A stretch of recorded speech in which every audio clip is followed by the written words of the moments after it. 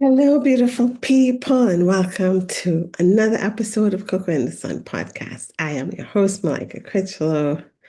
Very blessed to be here today and grateful for, for life's interesting journey. So, today we're going to continue reading the Jeshua Channelings.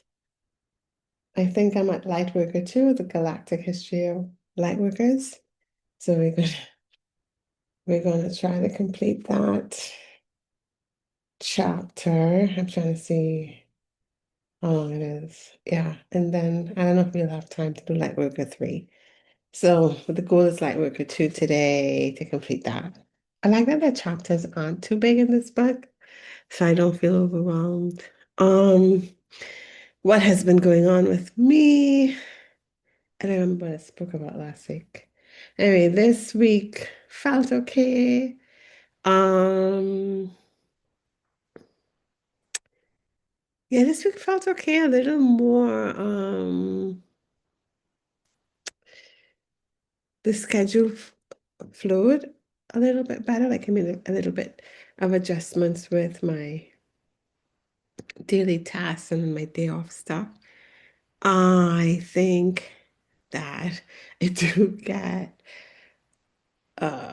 clarity and better understandings of what's best for me when I'm in my joy and relaxed and not distracted by like stressful things. That doesn't happen as much as I would like, but it's happening more than it used to. So I find that I see like, oh, if I make this tweak, this will make this a little better for me for the rest of the week and stuff like that.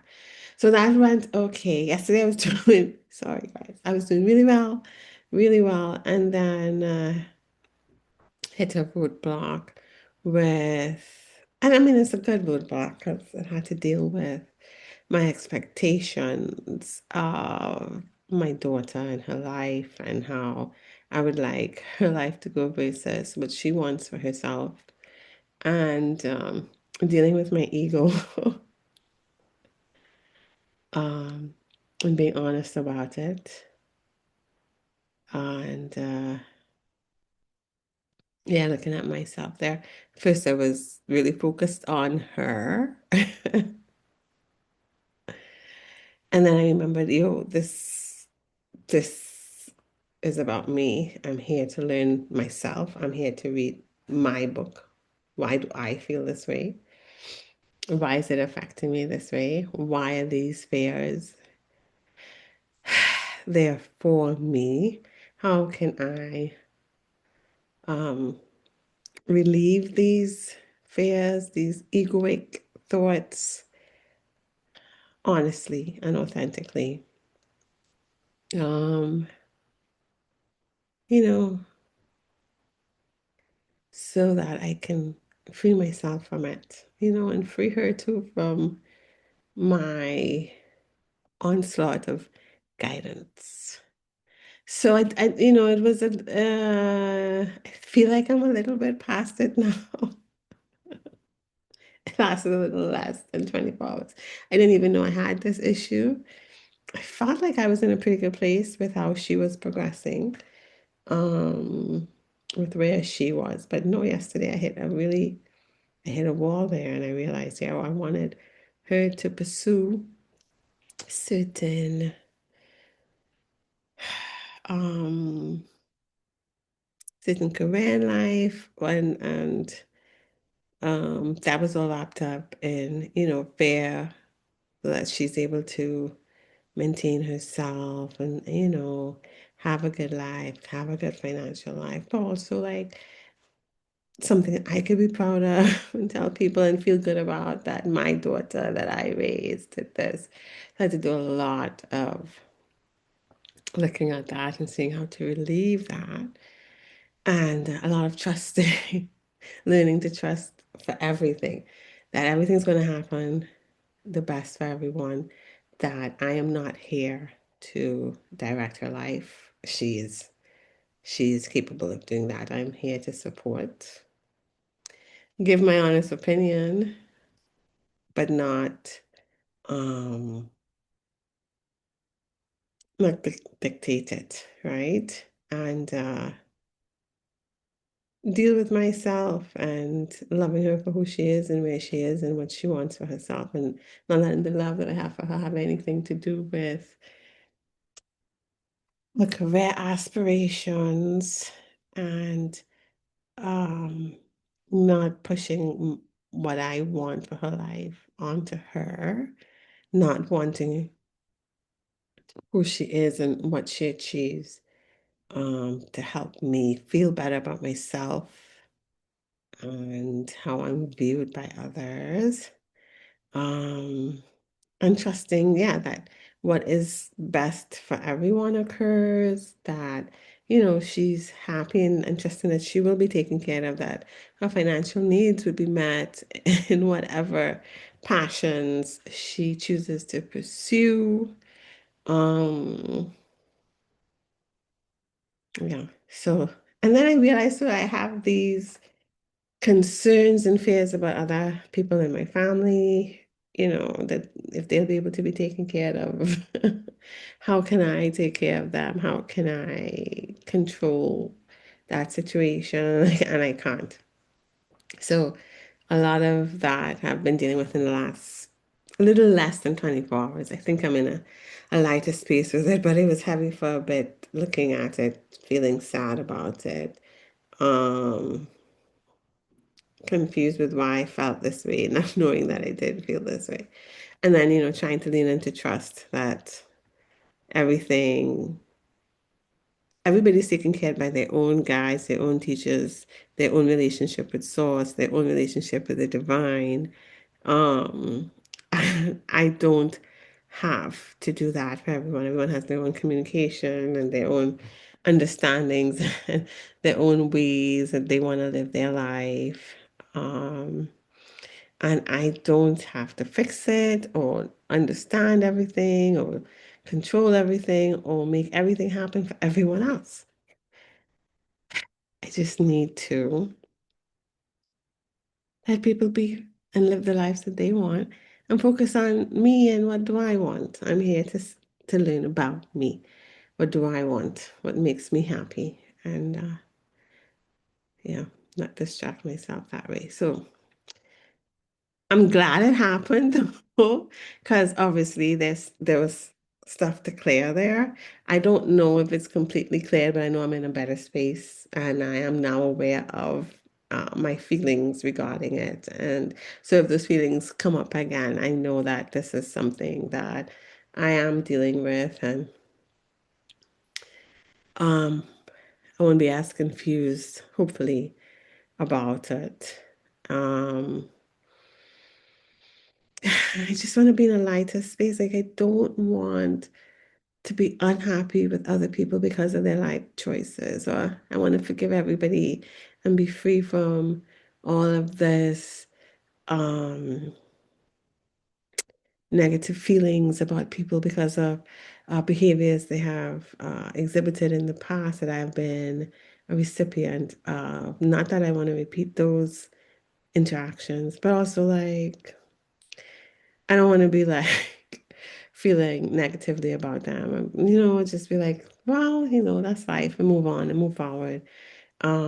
If I do come into contact with them, being able to communicate, um, not in a negative way or with negative feelings, but also, not putting myself in situations that don't feel good to me either. Like, so being able to be genuinely cordial with others um, that I don't resonate with, but being also okay with keeping that interaction what I could tolerate and then moving forward, and not also feeling somewhat obligated to do more than I feel comfortable doing or engaging at a deeper level that I don't feel comfortable doing yet as well.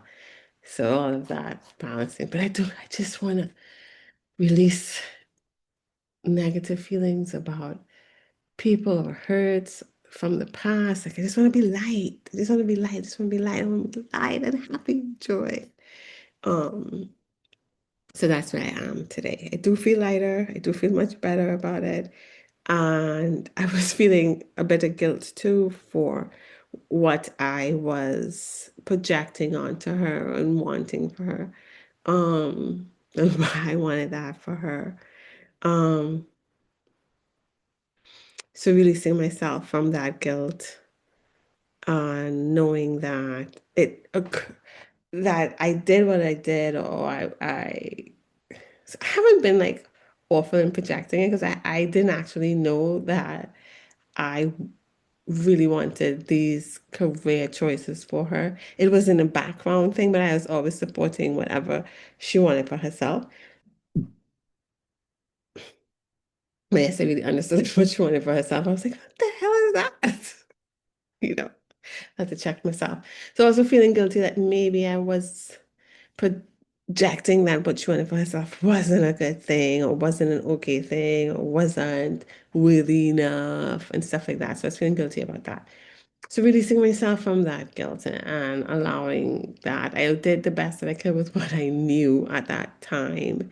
That it was based off of experience of wanting the best for her and also knowing that she knows what's best for her, or she'll find out. That's her journey to figure that out, and trusting, um, that her life is hers and she knows how to live it. So yeah, so all of that came up yesterday. So I'm glad it came up. Glad I'm aware of it. I'm glad I could move through it to the next side of it. I think I'm on somewhat of the next side of it. But these things are like spirals. And so you may meet up again with it in a different phase or a different level. So I don't know. But right now I feel much better because the last almost 24 hours has been whew, okay. Several feelings. Um, so that's what I have been working through. And only yesterday into today, the rest of the week was pretty much lovely, you know? And the more that I'm able to relax and enjoy the moments, the more thoughts and ideas and opportunities and interactions come that bring me more peace and joy and harmony. So trying to cultivate that more. Anyway, so let's start the light worker two. I have my glasses.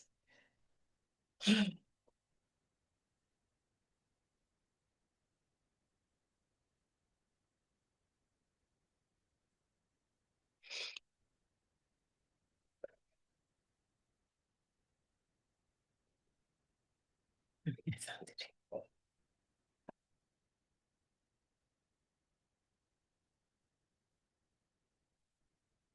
I'm so glad these things are coming up to clear though. It's so weird or wild to me that there's so much embedded, but subtly embedded that you're not like actively aware of until they come up. And it's so wild to me how they come into awareness. I can't describe it. Like, I can't describe it. It's like how they're triggered. Anyway, let's do Lightworker 2. The galactic history of Lightworkers, the birth of the soul. Lightworkers' souls were born long before the earth and humanity came into being.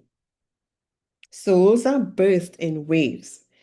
There is a sense in which souls are eternal with no beginning and no end. But in another sense, they are born at some point. It is at this point that their consciousness reaches a sense of individual self. Before this point, they are already there as a possibility. However, there is no consciousness yet of me and other. The consciousness of me arises when somehow a demarcation line is drawn between groups of energies. We have to revert to metaphors in order to explain this. Think of the ocean for a moment and imagine it to be a huge field of flowing energies, streams that constantly mingle and part. Imagine that a diffuse consciousness pervades the entire ocean. Call it the ocean spirit if you want. After a while, concentrations of consciousness arises at certain places in the ocean. Consciousness is Consciousness here is more focused, less diffuse than in its direct surroundings. All over the ocean, there is an ongoing differentiation which leads to the development of transparent forms within the ocean. These forms, which are focused points of consciousness, move independently from their environment. They experience themselves as different from the ocean spirit. What occurs here is the birth of a rudimentary sense of self or self-consciousness. Why did focused points of consciousness arise in some parts of the ocean rather than in others? This is very hard to explain. Can you feel, however, that there is something very natural about this proceeding? When you throw seeds on a bed of earth, you notice that the little plants that sprout will each grow in their own time and rhythm. One will not grow as large or as easily as the others. Some will not grow at all. There is differentiation across the field. Why? The energy of the ocean spirit, intuitively seeks the best expression possible for all its multiple streams or layers of consciousness. During the formation of individual points of consciousness within the ocean, there is a power that works on the ocean from the outside, or so it seems. This is the power of divine inspiration, which can be conceived as the male aspect of that which created you, whereas the ocean represents the female receptive side. The male aspect may be visualized as light beams pouring into the ocean, which enhance the process of differentiation and the separation into individual lumps of consciousness. They are like the rays of the sun that warm the seedbed. The ocean and the light beams together form an entity or being that may be referred to as an archangel. It is an archetypical energy with both male and a female aspect, and it is an angelic energy that manifests or expresses itself to you. We will come back to the notion of an archangel in more detail in the last chapter of part one called Your Light Self. After the soul is born as an individual unit of consciousness, it slowly leaves the oceanic state of oneness that had been its home for a long time. The soul increasingly becomes aware of being separate and on its own. With this awareness, a sense of loss or lack arises in the soul for the first time. When the soul embarks upon its road of exploration as an individual entity, the soul will carry with it a certain longing for wholeness, a desire to belong to something bigger than itself. Deep within itself, the soul will keep the memory of a state of consciousness in which everything is one, in which there is no me or other.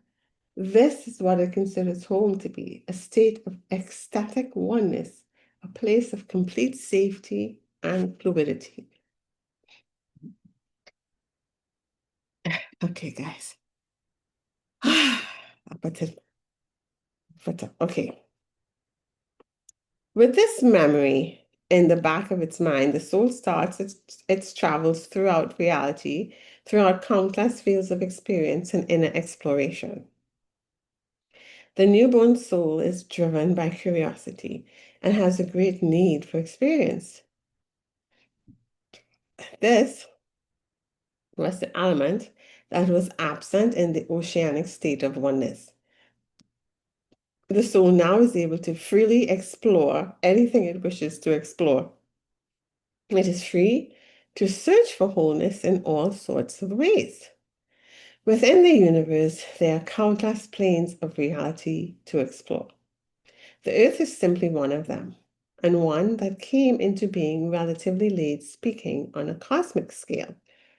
Like all, sorry, planes of realities or dimensions always originate from inner needs or desires. Like all creations, so they are the manifestation of inner visions and ponderings. Earth was created from an inner desire to bring together elements from different realities that clashed with each other. Earth was intended to be a melting point for a great array of influences. We will explain this further below. For now, suffice it to say that the Earth is a relative latecomer on the cosmic stage, and that many souls lived many lives of exploration and development on other planes of reality, planets, dimensions, star systems, etc., long before the Earth was even born. Light workers are souls who lived many, many lives on these other planes before they ever incarnated on Earth. This is what distinguishes them from Earth souls, as we will call them for the sake of convenience. Earth souls are souls who incarnated in physical bodies on Earth relatively early in their development as individualized units of consciousness. One might say that they started their cycle of Earth lives when their souls were in their infant stage. At that time, the light worker souls were grown ups. They had been through many experiences already, and the type of relationship they bore with Earth souls may be likened to that of a parent and child. The development of life and consciousness on Earth. On Earth, the evolution of life forms was closely intertwined with the inner development of the Earth souls. Although no soul is bound to a particular planet, the Earth souls could well be said to be natives of your planet. This is because their growth and expansion roughly coincides with the proliferation of life forms on Earth. When individual units of consciousness are born, they are somewhat similar to the single physical cells as regards structure and possibility. Just like individual cells, they have a relatively simple structure.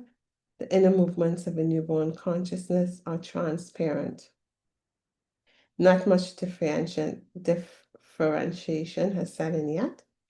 There is a world of possibilities at their feet, both physical and spiritual.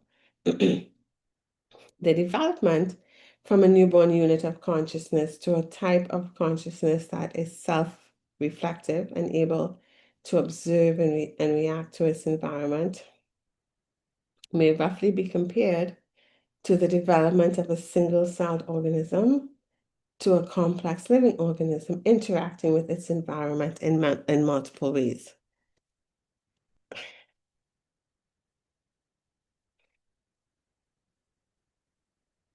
We are here comparing the development of soul consciousness with the biological development of life, and we do so not just by way of metaphor. In fact, the biological development of life, as it took place on Earth, should be seen against the background of a spiritual need for exploration and experience on the path of Earth souls. This need or desire for exploration called into being the rich variety of life forms on Earth. As we said, creation is always the result of an inner movement of consciousness. Although the evolution theory, as presently embraced by your science, correctly describes the development of life forms on your planet to some extent, it completely misses the inner drive, the hidden motive behind the deeply creative process. The proliferation of life forms on Earth was due to inner movements on the soul level. As always, spirit precedes and creates matter.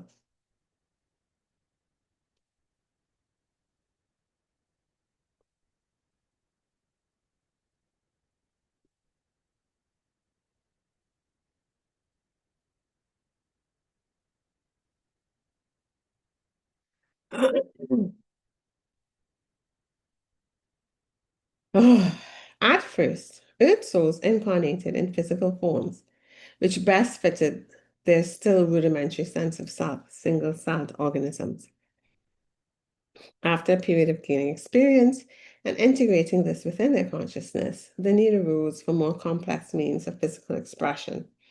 This is how more complex life forms were propelled into being.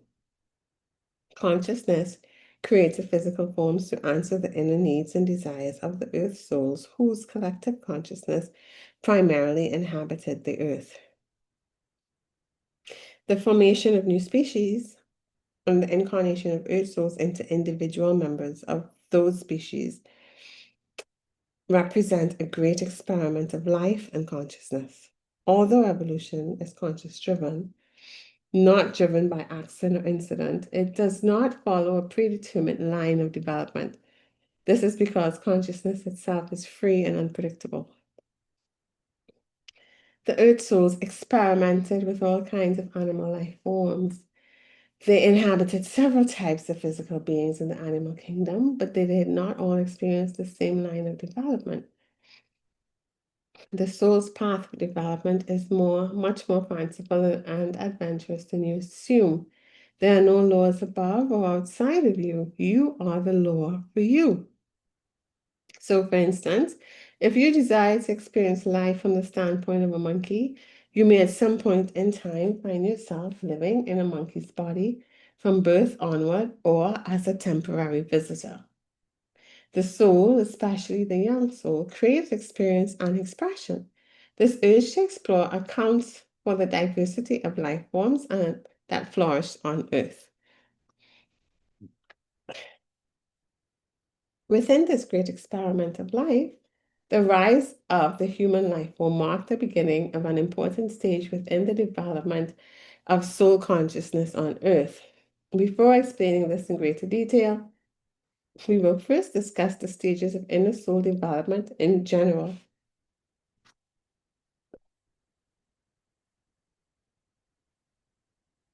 Oh, this chapter is long, you know. Oh, I don't know if I can read all of it today. I'm feeling breathless. Okay. Consciousness evolving, infant stage, maturity, and old age. If we look at the development of soul consciousness after it is born as an individual unit, it roughly goes through three inner stages. These stages are there independent of the particular plane of reality, planet, dimension, star system that consciousness chose to inhabit or experience.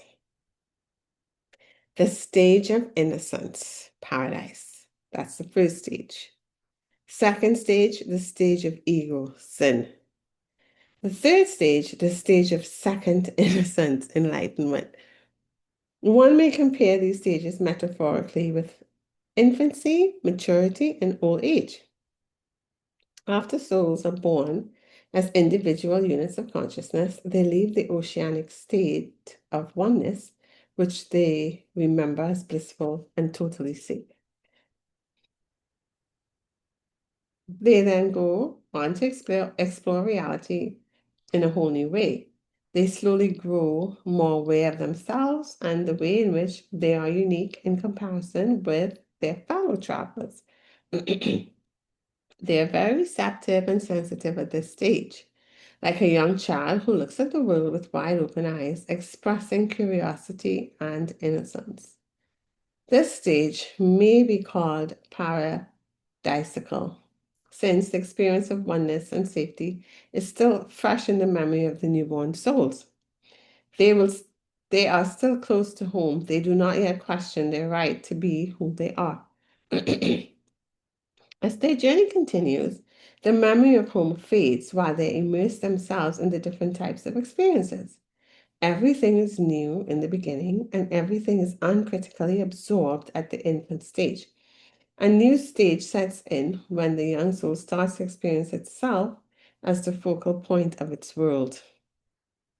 It then truly starts to realize that there is such a thing as me and other. It starts to experiment with how it can influence its environments by acting upon this realization. The very notion of doing something that stems from your own consciousness is new. Before, there was a more or less passive taking in of what flows by. Now, there is a growing sense within the soul of its power to exert influence on what it experiences. This is the start of the ego stage. The ego originally represents the ability to use your will to affect the other world. Please note that the original function of the ego is simply that which enables the soul to experience itself fully as a separate entity. This is a natural and positive development within the evolution of the soul. The ego is not bad in and of itself. It does, however, tend to be expansive or aggressive. When the newborn soul discovers its ability to influence its environment, it falls in love with the ego. Deep down, there still is a painful memory within the now maturing soul. It remembers home, it remembers paradise lost. The ego seems to hold an answer to this pain, the homesickness. It seems to enable the soul to actively get a grip on reality. It intoxicates the still young soul with the illusion of power. If there ever was a fall from grace or a fall from paradise, it was this. The young soul consciousness becoming entranced by the possibilities of the ego, by the promise of power. However, the very purpose of consciousness being born as individual souls is to explore, to experience everything there is, paradise as well as hell, innocence as well as sin. So the fall from paradise was not a wrong turn. There is no guilt attached to it unless you believe it to be. No one blames you apart from you. When the young soul becomes mature, there is a shift to a me-centered way of observing and experiencing things. The illusion of power enhances separation between souls instead of connectedness. Because of this, loneliness and a sense of alienation set in within the soul. Although it is not really aware of it, the soul becomes a fighter, a warrior for power. Power seems to be the only thing that puts the mind at ease for a while. We distinguish the third stage in the development of soul consciousness above, the stage of enlightenment, second innocence, or old age. We will have a lot to say about this stage, and in particular about the transition from the second to the third stage later on in this series. Now, we will return to our tale of the earth souls, and we will clarify how the awakening of the ego stage fit in with the appearance of human beings on earth.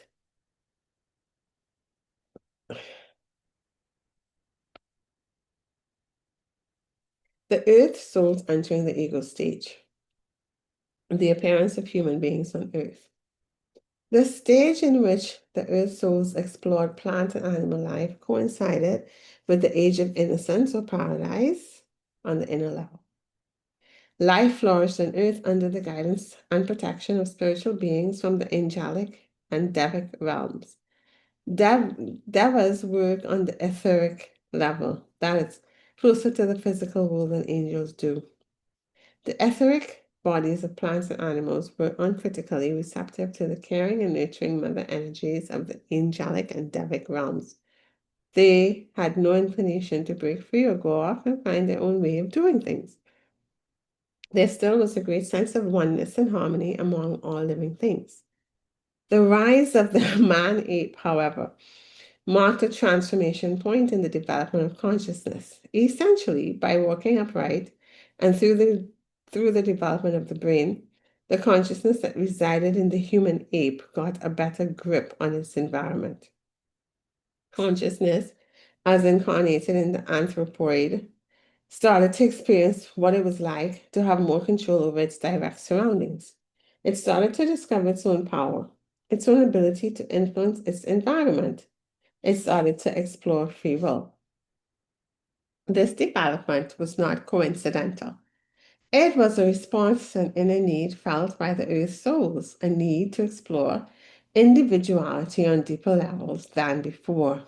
The growing self-awareness of the Earth souls set the stage for the appearance in biological terms of man, the human being we know. As the Earth souls were ready to enter the ego stage, the creation of man enabled these souls to experience a life form with free will. It also endowed the incarnated consciousness with a greater awareness of me as opposed to other. With this, the stage was set for possible conflicts between my interest and your interest, my desire and your desire. The individual was breaking away from the self-evident oneness, the natural order of giving and taking, to find out what other roads were available. This marked the end of paradise on earth. But we ask you to conceive it not as a tragic event, but as a natural process, like the seasons in your year. It was a natural turn of events that would ultimately enable you, in this day and age, to balance divinity and individuality within your being. When Earth soul consciousness entered the ego stage and started out to explore being human, the Devic and angelic influences slowly receded into the background. It was in the very nature of these forces to respect the free will of all energies they encounter.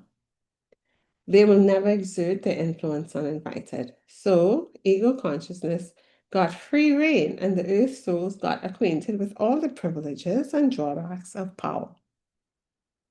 This also affected the plant and animal kingdom. One might say that the emerging warrior energy was partly absorbed by these non-human realms, which created a sense of turmoil within them. This is still present today. From the earth soul, when the earth souls craved new venues of experience, this made them receptive to new outer influences as well. Here, we want to draw attention especially to types of extraterrestrial galactic influences, which greatly affected the maturing but still young earth souls.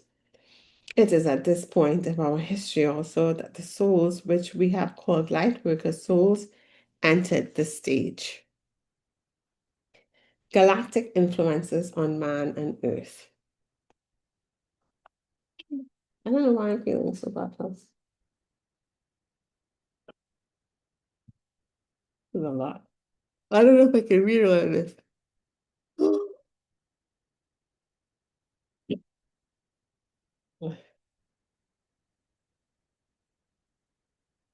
Okay, let's see. By galactic and extraterrestrial influences, we mean influences from collective energies associated with certain star systems, stars, or planets. In the universe, there are many levels or dimensions of existence. Our planet or star may exist in various dimensions, ranging from the material to the more ethereal. I said our planet. Let me read that over. One planet or star may exist in various dimensions, ranging from the material to the more ethereal dimensions. In general, the galactic communities that influence the Earth souls existed in a less dense or material reality than you exist in on Earth. The galactic realms were inhabited by mature souls who were born long before the Earth souls and who were in the prime of their ego stage. When the Earth came to be inhabited by all kinds of life forms and ultimately by human beings, the extraterrestrial realms watched this development with great interest.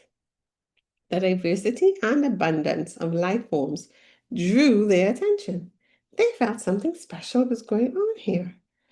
Between the different galactic communities, a lot of fighting and battling had been going on for a long time.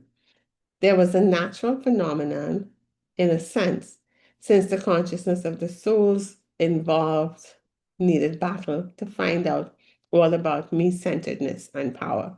They were exploring the workings of the ego, and as they progressed, they became very adept at manipulating consciousness. They became experts in subordinating other souls or communities of souls for their rule by means of subtle and less subtle psychic tools. The interest that the galactic communities took in Earth was mainly egocentric. They felt an opportunity there for exerting their influence on, I'm sorry, they felt an opportunity there for exerting their influence in new and powerful ways. You might say that at that point, the intergalactic battles had reached a deadlock. When you fight one another over and over again, you reach a type of balance after a while, a division of power zones, so to speak. You know each other so well that you know where there is no room to act, where there is room to act, and where there is not. The situation reached an impasse in this way, and the galactic enemies hoped for new opportunities on Earth. They thought Earth might provide the stage for renewing the battle and overcoming the impasse. The way in which the galactic community sought to exert their influence on Earth was by manipulating the consciousness of Earth souls. The Earth souls were particularly receptive to their influence when they entered the ego stage. Before they did so, they were immune to any power motivated outside force because they had no inclination to exert power themselves. You are immune to aggression and power when there is nothing inside you that these energies can attach to. So the galactic energies could not access its soul consciousness before these souls decided to explore the energy of power themselves. The transition to the ego stage made the Earth souls vulnerable because, apart from their intention to explore ego consciousness, they were still largely innocent and naive. So, it was not difficult for the other galactic powers to impose their energies upon the consciousness of Earth souls. The way they operated is by means of consciousness manipulation or mind control. Their technologies were very sophisticated. They had psychic tools mostly, not unlike brainwashing through subconscious hypnotic suggestions. They operated on psychic and astral levels, but they influenced human beings up to the material physical level of the body. They influenced the development of the human brain, narrowing the range of experiences available to human beings. They essentially stimulated fear-related patterns of thought and emotion. Fear was already present in the Earth's soul consciousness as a result of the pain and homesickness any young soul carries inside. The galactic powers took this existing fear as their starting point to greatly enlarge the energies of fear and subservience in the Earth soul's minds and emotions. This enabled them to control human consciousness. The galactic warriors subsequently tried to battle their previous galactic enemies through the human being. The struggle of power over humanity was a struggle between old galactic enemies that used human beings as their straw men. That's a lot. That's a lot. The Earth's soul's tender sense of individuality and autonomy was cut in its prime by this violent intention, this war for the heart of humanity. However, the galactic interveners could not truly take their freedom away. However massive the extraterrestrial influence was, the divine essence within each individual soul consciousness remained indestructible. The soul cannot be destroyed, although its free and divine nature may be veiled for a long time. This relates to the fact that power is not in the end real. Power always achieves its ends through the illusions of fear and ignorance. It can only hide and veil things. It cannot truly create or destroy anything. Moreover, this very attack on the earth souls did not only bring darkness to earth, It would unintentionally initiate a profound change in the consciousness of the galactic warriors. A turn toward the next stage of consciousness, enlightenment, or second innocence. Galactic roots of light worker souls. Okay. How does the notion of light worker souls tie in with this history? Before they came to Earth to incarnate in human bodies, light worker souls inhabited several star systems for a long time. In terms of the three-stage development of consciousness, they spent a large part of their maturity there. It is in this stage that they explored the ego consciousness and all the power issues related to it. It was the stage in which they explored darkness and in which they greatly misused their power. In this galactic stage, light workers were co-creators of the human being as it developed. Just like other galactic forces, they had the intention of using man as a straw puppet to win dominance in other parts of the universe. It is hard to explain the techniques that the galactic powers used in their battles because they do not match anything in your world, at least not to the extent to which they perfected it. Essentially, galactic war technology was based on a non-materialist science of energy. They knew the power of the psyche, and they knew the consciousness, and they knew that consciousness creates physical reality. Their metaphysics were more adequate than the materialist views your current scientists embrace. Because your established science conceives of consciousness as a result of material processes instead of the other way around, it cannot fathom the creative and causal powers of the mind. At the age of the Cro-Magnon, the lightworker's souls entered with the natural development of man at a genetic level. Not entered, interfered. Let me read that over, sorry. At the stage of the Cro-Magnon, the lightworker souls interfered with the natural development of man at a genetic level. They would conceive of this genetic interference as a top-down process of manipulation. They imprinted the human brain / consciousness with particular thought forms that affected the physical cellular layer of the organism. The effect of these mental imprints was that a robotic mechanical element was installed in the human brain, which took away part of the natural strength and self-awareness of the human being. There was an artificial implant that made man more suitable as an instrument for the extraterrestrial strategic goals. By interfering in this way with the development of life on Earth, the light worker souls violated the natural cause of things. They did not respect the integrity of the Earth souls who inhabited the evolving human species. In a way, they robbed them of their newly gained free will. There is a sense in which no one can rob one's. There is a sense in which no one can rob any soul's free will, as we indicated at the end of the last paragraph.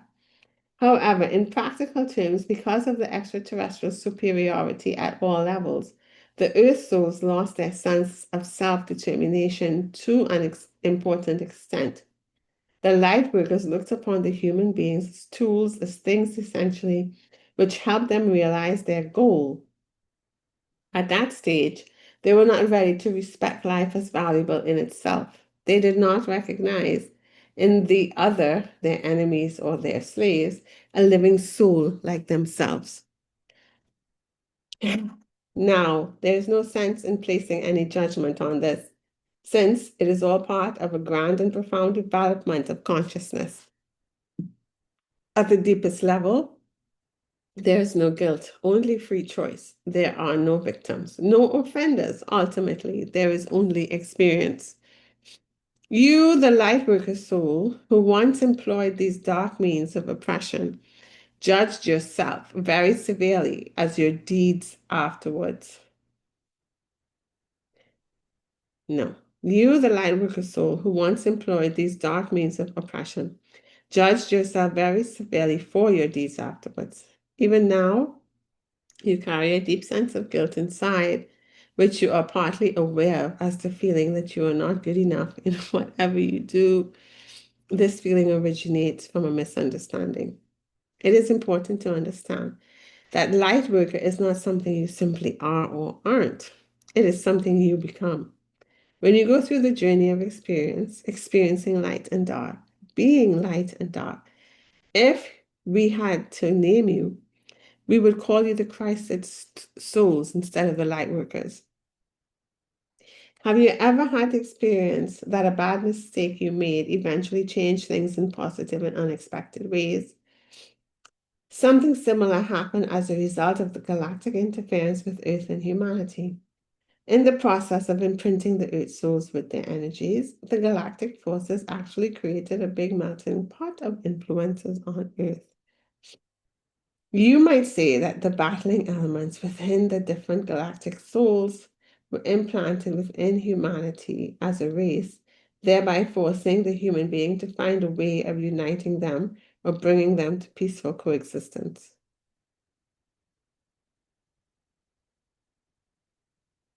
I have a little bird feeder out there, and the blue jays are eating. Where am I?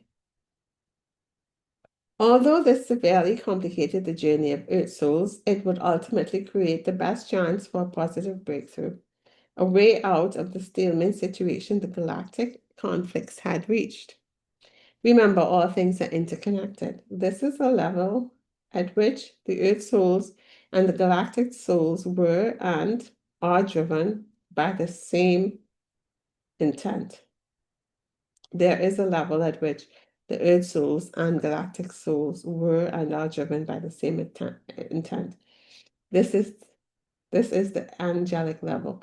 Every soul is in an angel.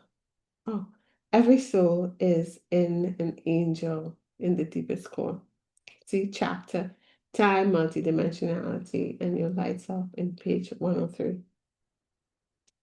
At the angelic level, both the galactic warriors and the earth souls consented to take part in the cosmic drama sketched above. What? The galactic interference not only helped Earth become the melting pot it was intended to be, it also marked the beginning of a new type of consciousness within the galactic warriors. In unforeseen ways, it marked the end of the ego stage and end of maturity for them and the beginning of something new. The end of the ego stage for light workers. The intergalactic wars had reached deadlock before Earth came into play. When the battle was renewed on Earth, it was actually transposed to Earth. With this transposition, something started to change within galactic consciousness. The time of the galactic wars was over. Although they remained actively involved with humanity and Earth, the galactic souls slowly retreated into the role of observer. In this role, they started to become aware of a particular kind of tiredness within their being. They sensed emptiness within. Although the fighting and the battling went on, it did not fascinate them as much as it once did. They started to ask philosophical questions such as, what is the meaning of my life? And why am I fighting all the time? Does power really make me happy?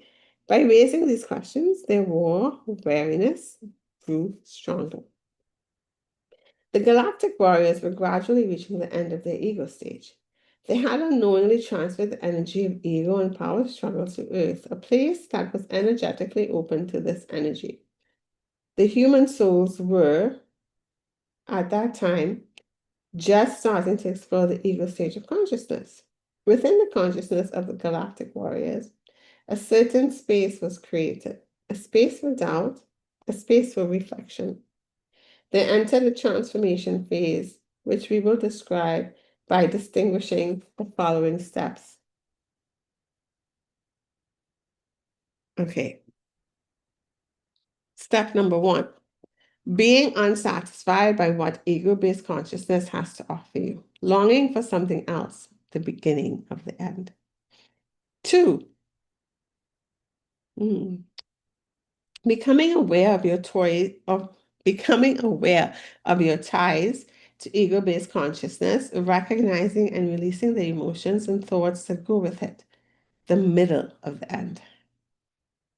3, letting the old ego-based energies inside of you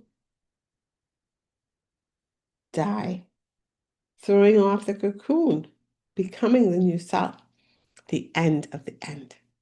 And 4, the awakening of heart-based consciousness within you, motivated by love and freedom, helping others making the transition. Okay. The 4 steps, these 4 steps mark the transition from ego-based to heart-based consciousness.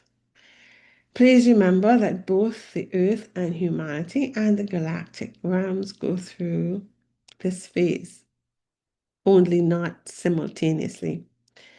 Planet Earth is now taking step 3.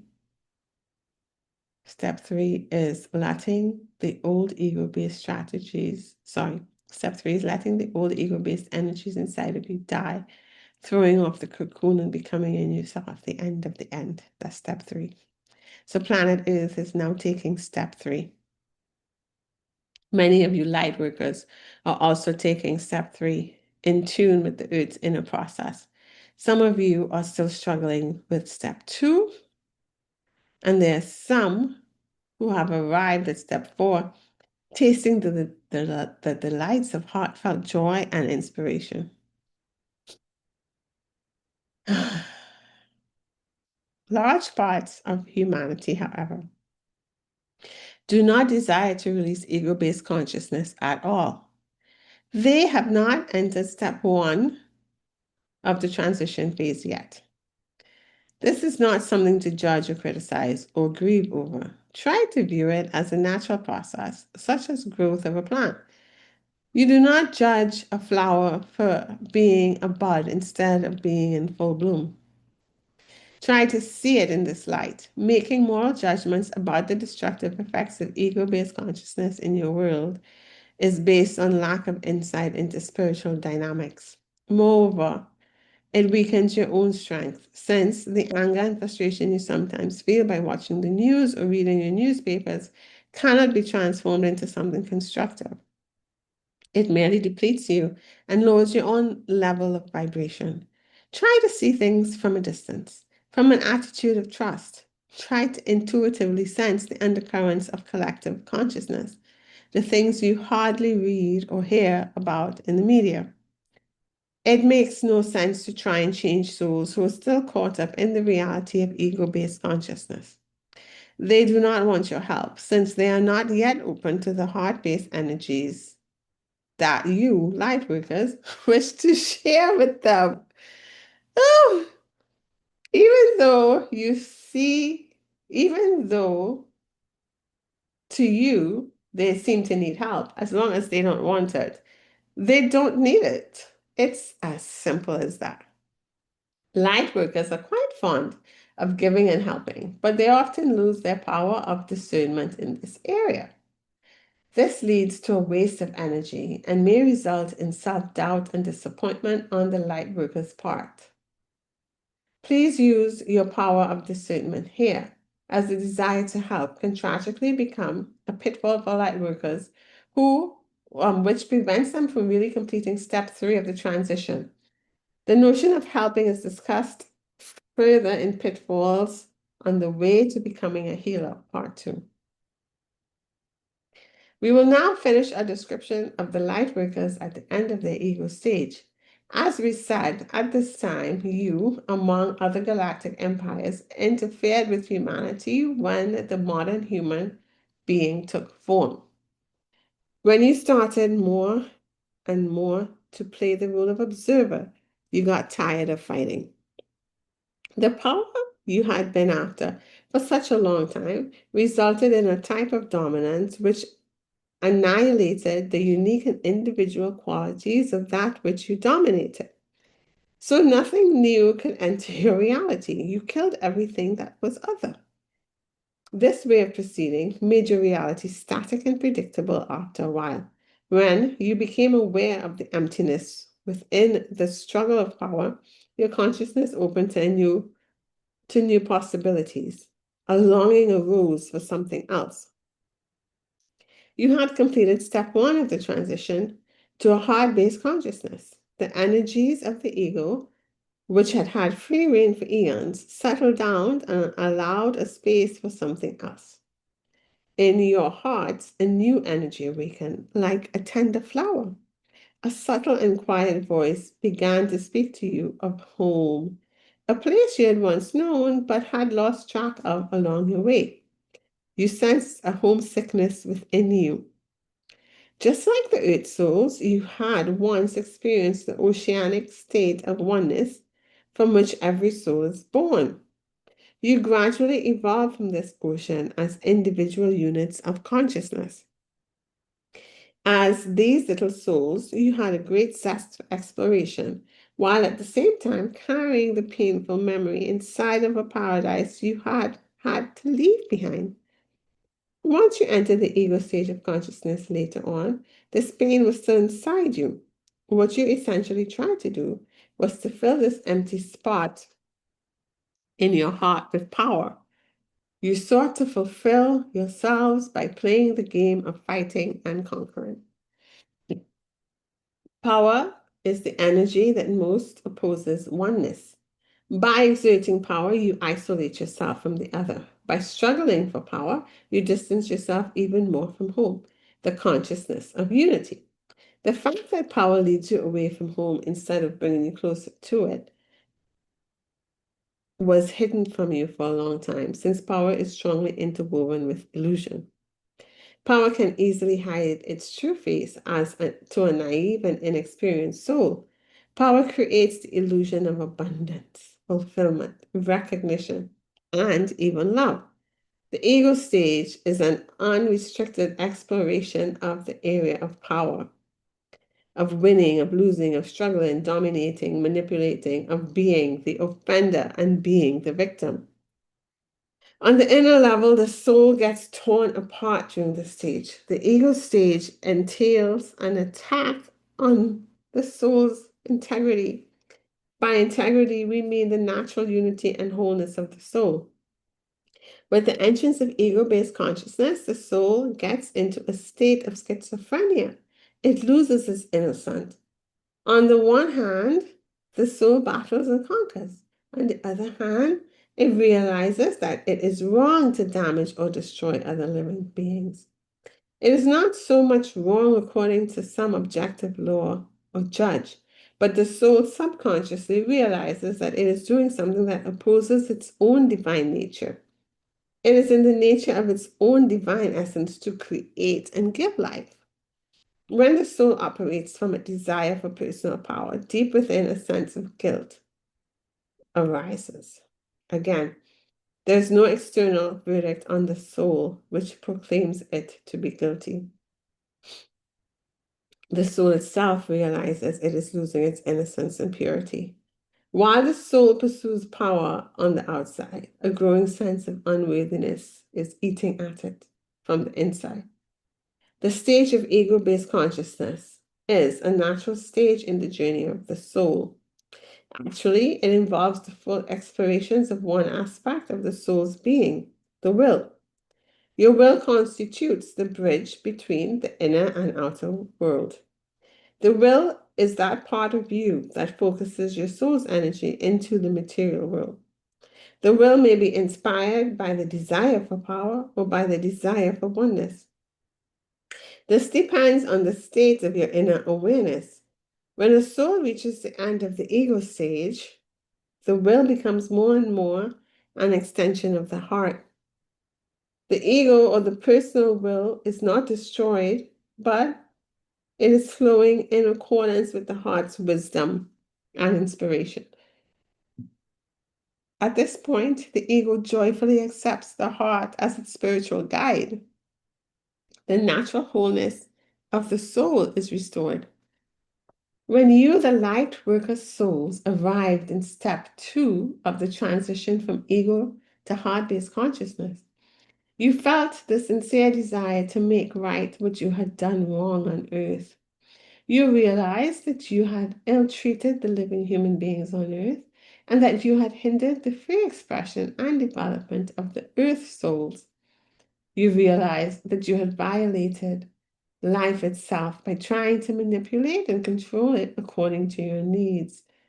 You wanted to release human beings from the bonds of fear and limitation, which had brought much darkness into their lives, and you felt you could accomplish most in this respect by incarnating into human bodies yourself. So you incarnated into human bodies whose genetic makeup was partly created by yourself in order to transform your creations from the inside. The souls who went to Earth with this mission intended to spread light into their own manipulated creations. Hence, they are called light workers. You made the decision to do this and to become entangled in a whole series of Earth lives from a newborn sense of responsibility and also from the heartfelt urge to take the karmic burden upon you so that you would be able to fully let go of the past. Okay, and that's the whole of Lightworker 2. Next episode, we will read Lightworker 3, Lightworkers Incarnated on Earth. And it doesn't seem to be that bad. But we learned a lot there. We learned a lot about where Lightworkers originate, the galactic origins, what they did to the human beings, the Earth souls, how they affected their outcomes, their expansion. So it's a curious, interesting take on what's happening. I find it interesting anyway. I think it's possible. It feels possible. The explanation. I think they also have to explain things in a way that we understand as well, and we're not able to understand a lot just yet. But I think they did a good job explaining it. Anyway, guys, so that's it for today. What are your thoughts on what we just read? Do you think it's true? Partly true? Think it's interesting or boring? Does it help understanding? Or not really? You just want to live through your own process. Sometimes I just want to live through my own process without anybody telling me what it is. But sometimes I like to know the background information so I can try to understand myself and the process better. So I vary. I go back and forth with it. But I am enjoying this book and finding out what more it has to tell us. So I don't feel resistant to it, to reading it or learning more about what it's trying to share. Sometimes I look at videos and I'm like, oh, I know this could be true, but I just don't want to hear it today. And I change the YouTube video, but I don't feel like that with this book. Anyway, hoping everyone is at peace. If it's what you want and it's for your highest good from source, through you, through your guides and angels in the best way for you. Wishing you joy and peace and joy and peace and joy and peace and joy and peace. Anyway, have a great weekend, a great week. I will follow up with you next week, God willing. And we'll hopefully have some new things to discuss. I'd love to hear what you're thinking, what you're dealing with, what you're processing, what your insights are. If you can, share it in the comments or like the video and share it so we can expand this community. I'm enjoying it. All right, guys, have a great day. Bye.